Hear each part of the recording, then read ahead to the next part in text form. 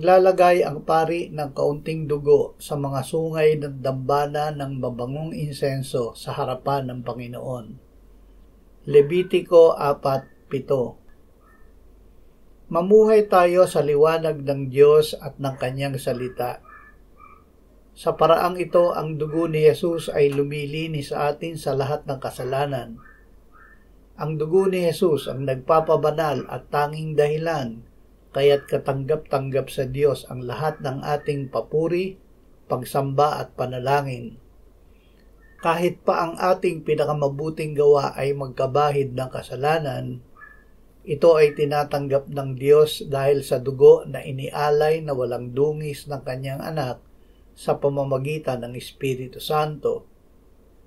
Panginoong Hesus, aming punong pari sa harap ng Ama sa langit, linisin mo kami at lahat ng aming papuri, pagsamba at panalangin upang ang mga ito ay maging banal at katanggap-tanggap sa Ama. Amen.